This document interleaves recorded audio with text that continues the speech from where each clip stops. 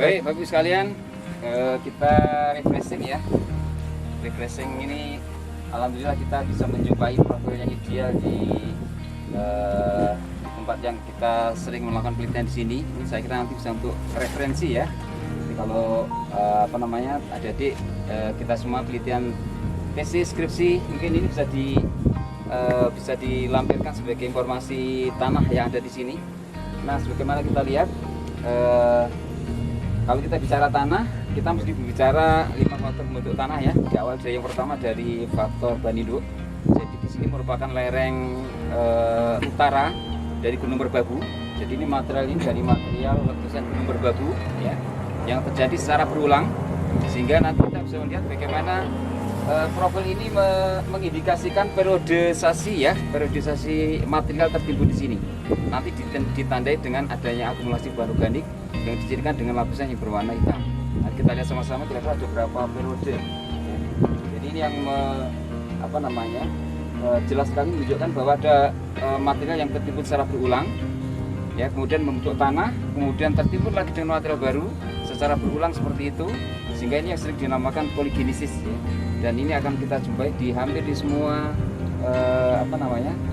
kaki gunung berapi, ya, gunung berapi maksud saya.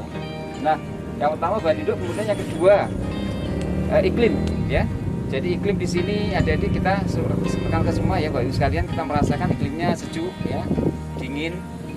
Ini di ketinggian sekitar 1.200 ya sampai 1.500, di sekitar 200-an ya. Jadi iklim yang seperti ini memungkinkan untuk tanah itu berkembang ya, tetapi tidak berkembang lebih lanjut ya. Di ketinggian ini, di kondisi iklim seperti ini ya, sejuk, curah hujannya tinggi, maka perkembangan tanah sedikit terhambat ya untuk menjadi tanah-tanah merah ya. Jadi kita tidak menjumpai tanah-tanah merah, dan paling banter di sini nanti tanah itu berkembang menjadi tanah yang kaya dengan alufan, kaya dengan imoglit ya. Akan menjadi tanah andisol. Nanti sama-sama kita deskripsikan ya. Kemudian yang ketiga faktor relief ya. Faktor relief ini kita bisa melihat di sini di daerahnya berlereng ya, dan lerengnya cukup bervariasi ya, sehingga di sini nanti kita bisa melihat material yang tertimbun ini pun juga tidak tertimbun secara flat gitu ya, dia akan melengkung ya. Ini menandakan bahwa ketika tertimbun di sini ini merupakan tertimbun di tempat yang tidak flat ya. Nah, kita bisa melihat adanya kemiringan ya. Ini menandakan topografi ya, topografi yang tidak datar, dan pada ketinggian seperti ini sangat memungkinkan untuk terjadi proses kemudian, yaitu proses yang namanya erosi ya, sedimentasi, kemudian mungkin juga longsor ya, sehingga nanti kita seandainya ada material-material yang itu hasil dari longsor ya, hasil timbunan dan sebagainya, itu nanti akan kita bisa bandingkan antara material yang ada di bawah dengan di atas, antara yang kanan dan kirinya dan sebagainya ya. Jadi ketebalan material nanti pun juga akan kita bisa mengidentifikasi lebih jauh ya, seperti apa kira-kira material-material itu kira-kira berasal dari mana. Dan proses pengendapannya itu tadi saya menyinggung Banindo ya, itu bisa melalui intinya 2 proses ya. Yang pertama proses yang namanya asfalt, yang kedua proses banjir lahar dingin. Kalau asfalt nanti biasanya dia akan letusan dari gunung berapi itu akan mengendap, nanti diawali dengan material-material yang berukuran kasar, dia akan mengendap dulu, ikuti yang halus, makin halus. Nah, nanti akan kelihatan di material yang paling bawah ya. Nanti kita bisa lihat ya, material yang paling kasar dia turun lebih dulu, kemudian mengendap, diikuti dengan material yang lebih halus, dan seterusnya sehingga yang paling atas paling halus. Ini yang pertama. Yang kedua bisa juga banjir lahar dingin. Jadi habis letusan kemudian diikuti dengan hujan ya, material terbawa oleh air dan dia akan mengendap di tempat yang baru. Nah, biasanya kalau melalui air nanti materialnya itu tidak seragam, dia akan ada yang kasar ya, ada yang campur gak karu-karuan ya. Itu biasanya dari banjir lahar dingin ya, dan itu terjadi di semua lereng ya, semua lereng dari gunung berapi. Kemudian faktor yang keempat organisme ya, atau land use ya. Nanti terkait dengan umur ya, umurnya lama ya, jadi berumur kuarter ya, kuarter intinya sekitar kurang dari 1 juta tahun yang lalu ya. Jadi artinya sebelum ada kehidupan manusia ya. Ini saya kira dulu diawali dengan hutan ya, yang vegetasi lah maksud saya ya. Itu yang paling mendominasi, sehingga adanya vegetasi hutan ya, tanaman tingkat bawah ya, itu akan menyebabkan proses penghitaman ini ya. Proses penghitaman ini dari hasil eksudat akar atau sersa-sersa yang mengalami humidifikasi ya, sehingga menjadi humus ya, menghitamkan ini. Ini adalah asam humat, asam sulfat, dan ini bentuk yang paling stabil ya di dalam tanah dan tidak akan berubah dalam jangka waktu yang cukup lama.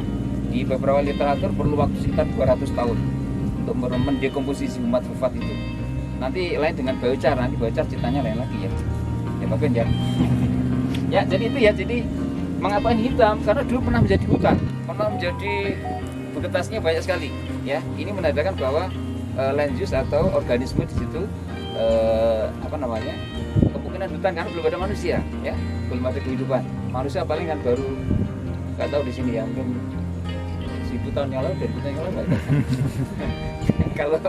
Kalau dinasti Sailendra yang ada di mana, di lereng Merapi itu kan sekitar abad ke-7 ya, artinya manusia dulu agak rame-rame itu. Kalau abad ke-13 prosesnya, abad 7 kemudian abad 13 kan itu jadi sebelum itu saya kira belum ini ada kehidupan. Kemudian yang terakhir waktu ya, jadi waktu tadi saya sampaikan, jadi ini waktunya lama sekali, kita nggak bisa memastikan. Kalau ingin mengukur ya nanti dengan carbon dating ya, cara lama walaupun tidak terlalu teliti, dicoba ya. Ada cara yang lain, saya kira ada referensi tapi saya agak lupa ya caranya mengukur ya.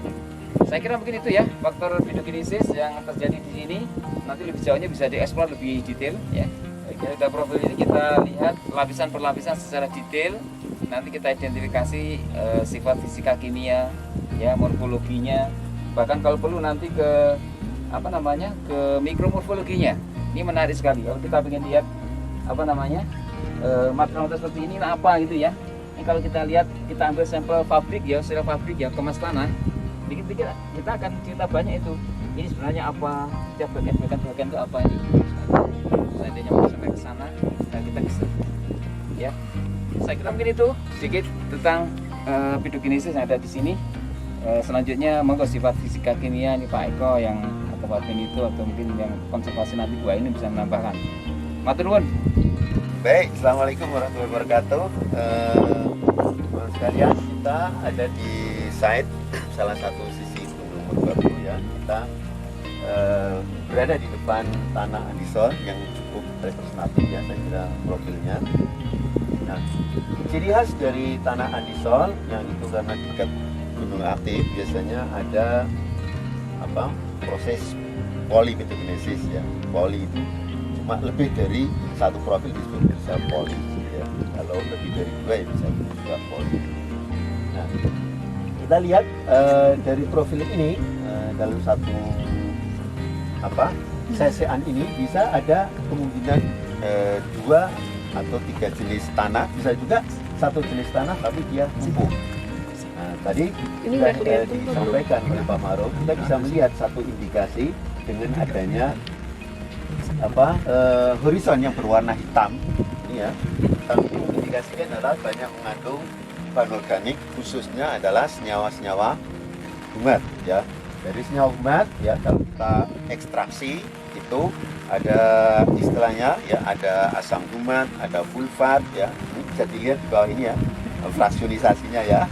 Ada humat, ada sulfat, ada humin, ada humatomelanik. Jadi yang humin ini yang fraksinya yang memiliki polimerisasi karbon paling banyak, sehingga dia cenderung hitam ya.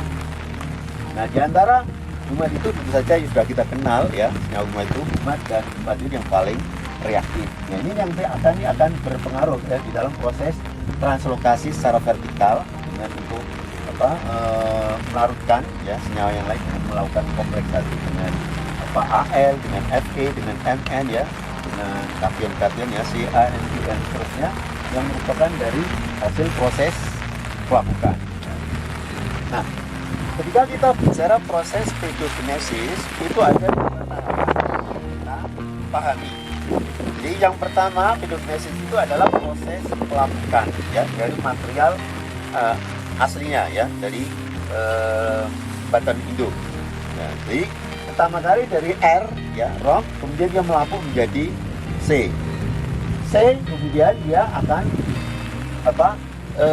di bagian atas akan tumbuh organisme yang ini nanti berperanan di dalam proses dissolusi. Nah, ketika ada proses transportasi vertikal, lama-kelamaan maka nanti di di lapisan atas membentuk horizon A. Dari horizon A itu kemudian ada proses translokasi ya. A itu pindah. Nah, ini yang sering dikenal di dalam proses phytogenesis. Ada eluviasi pindah. Kemudian ngumpul di bawah, ini namanya eluviasi ya. Bacanya eluviasi double L. Terakumulasi di bawah sini.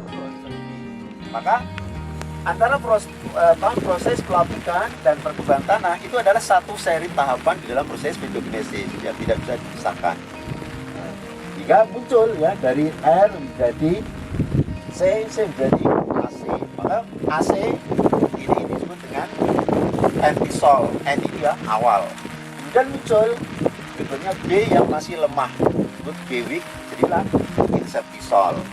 Dan lanjut nanti akan menjadi B texture, yang ini adalah merupakan horizon argilik, yang itu sudah ada berbentuk clay skin. Nah, sehingga nanti itulah muncul alvisol. Alvisol bisa berkembang lebih jauh menjadi ultisol. Ultisol bisa berkembang lebih jauh nanti menjadi horizon oksik, jadilah oksisol.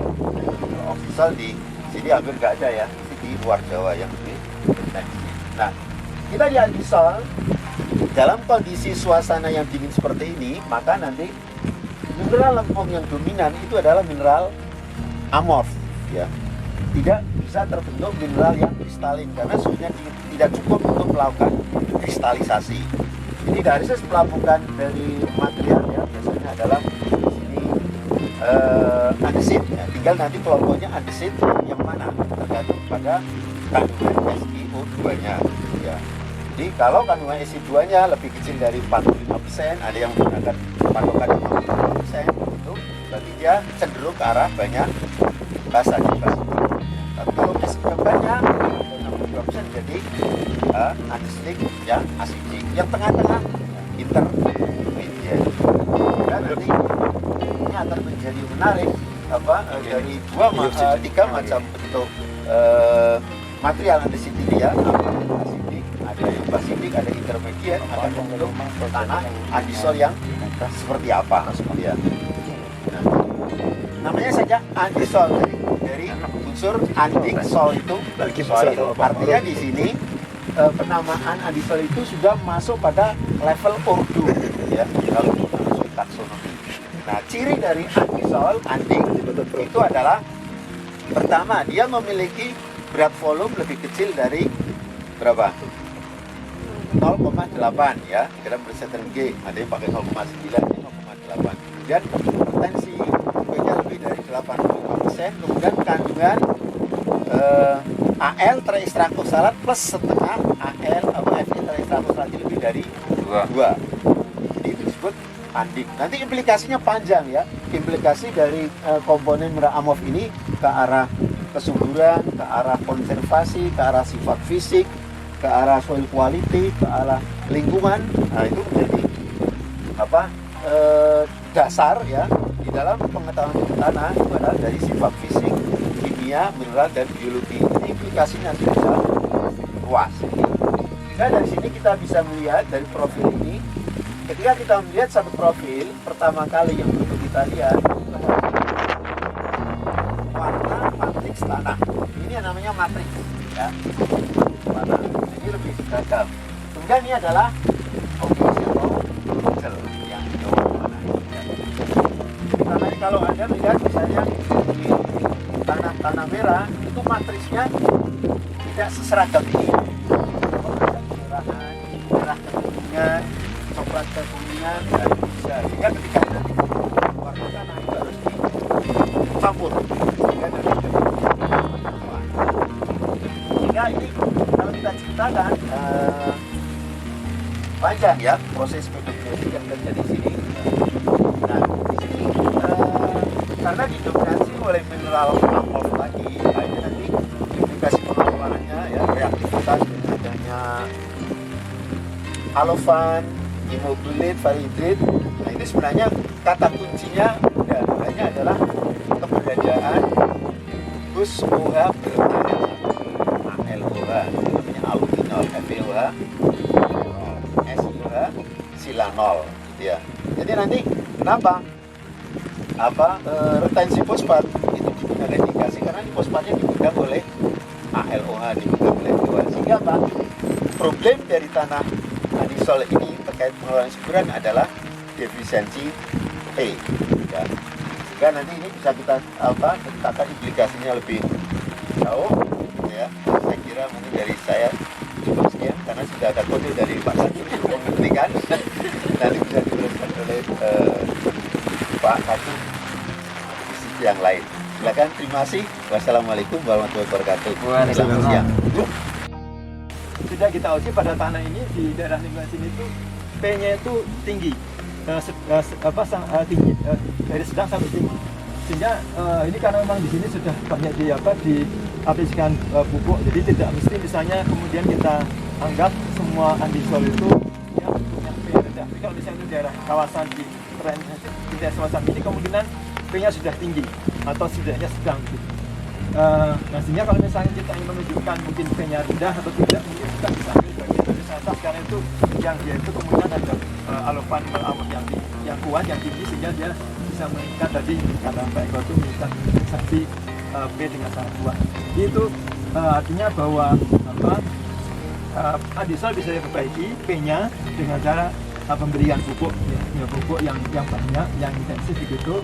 Di samping tadi misalnya dengan penggunaan sinyal tadi misalnya dengan biochar misalnya dengan biochar begitu sehingga nanti nanti bisa juga memperbaiki tanah semacam ini. Dan itu beberapa penelitian juga sudah ada tentang penelitian mengenai bagaimana memanfaatkan biochar untuk meningkatkan kesuburan tanah-tanah di daerah.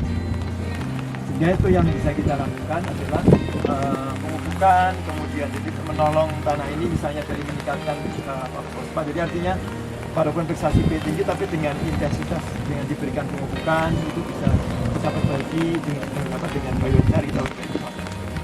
Mungkin itu yang bisa saya sampaikan. Kurang lebih mohon maaf. Assalamualaikum warahmatullahi wabarakatuh.